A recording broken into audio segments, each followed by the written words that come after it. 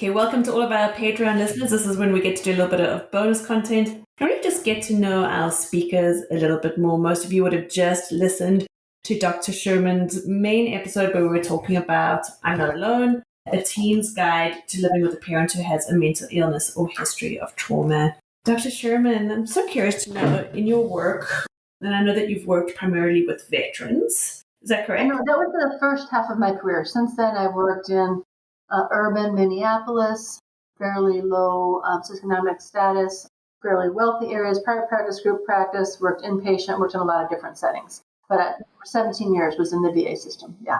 Dr. Sherman, this work is so incredibly important, and there's quite simply not enough people doing the work that we're talking about, which is really kind of taking that stigma away from living with a parent with mental illness. So I love your work. It's so important. And I'm so curious to know what the impact of doing this work has had on you personally. Yeah, thank you. It's a great question. It's been really deeply meaningful. This is really a huge sense of purpose and meaning in my life. And to be honest, as I alluded to earlier, this has been a shared journey with my mother, which has also been very holy and very precious for the two of us to share. It's a lot of work. Writing books, oh my stars, 5 books. This is a heck of when we're done, by the way, no more. We say another one, right? And then another one. Although frankly, just yesterday we were emailing about an adaptation. I'm like, oh my stars. But that's actually a huge open area too, and that is siblings of young people who have serious mental illness.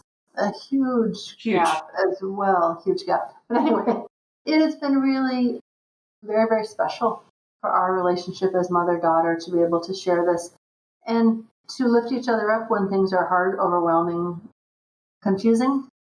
And so it's been very special for our relationship. And it's been really, really validating. I'll give you a story. We've been really humbled to be able to make a fair number of international connections. Interestingly, there appears to be more interest in other countries rather than the United States in offspring and children than in the United States, actually. But there have been people who've connected us in different ways, and I'll tell you a story of one from Iceland. Some psychiatric nurses contacted us. They do some cool stuff, like in their psychiatric units. They have kind of family day. They have kids programs, which they bring kids together, and they're translating our book and using it with these kids. But the cool story is this nurse has been working with this teenager for a while, and the teenager had actually been asking for resources and things and such like that. And so this nurse kind of gave her a copy. This little girl had this big smile on her face and said, "This is for me." And so just that validation of, yes, this is who we wrote it for. And so we hope that the information, the content, the exercises will be meaningful. But the fact that, wow, it's someone sees me is incredibly, incredibly validating. We are very passionate and empowered and are trying to give talks and workshops and giving away huge numbers of our books to try to get them in the hands of young people. And so that has been deeply, deeply meaningful and rewarding in a different way. Because, I see clients, 20 and 25 per week, and so I do psychotherapy. It's nice to have a different use of my skills and my brain and my heart and being able to connect with people in a different way. And so it's very meaningful that I hope that we're helping to fill a gap and help to hopefully make a difference in families. So it's deeply meaningful to me. Dr. Sherman, the people who are probably listening to this podcast are parents and caregivers. And I imagine, we put out a podcast every week. I imagine for those parents who do struggle with mental illness, when they see what the podcast is this week, that there's probably this experience of like, let me click in because there's not enough on this topic. So I imagine it just feels like this magnet. Somebody help. As we hope. And by the way, and I regret that I did not say this in the first part of our discussion, many parents read the book first. Give it to your teenager, but it can help you as a parent or a co-parent to have some insight. I never thought about what do they say to their friends, or never thought about, their reaction, not why they never have their friends over, this sort of stuff. So parents often read it first, even if the young person is not willing to read it or talk about it. It can be a way to open dialogue. And that's a lot of what we want, is dialogue in the family. So although the book, as you know, is written for teenagers, it absolutely is also read and used quite often by the parents themselves. Huge, huge, huge. I think that the book, I know it's written for our teens, like you said, but it's It's just as I see you for everybody involved. I see you. Oh, good. That's our hope. It makes you feel so good. That's the goal. Our parents, and I know we finished the last episode with your final words to them, but to our parents who are listening to this bonus content, this extra content, is there one thing that you just want them to hold just for today? Just for today.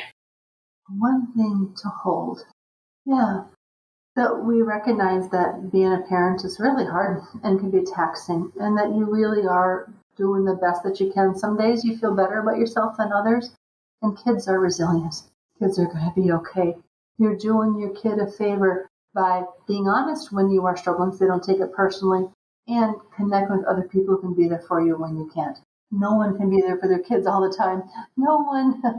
Managing serious depression or trauma or schizophrenia or bipolar or whatever else makes it harder. There are additional challenges that you're facing. And so you're enriching your child's life, you're supporting their well-being and their resilience. You're role modeling healthy coping by connecting to other people. It's not a failure to ask for help. It's a sign of strength. Okay? So you don't have to do this by yourself, be it a co-parent, a therapist, a clergy, whomever else. Reach out. You don't have to do this by yourself. You don't have to be perfect. You're going to mess up. We all mess up.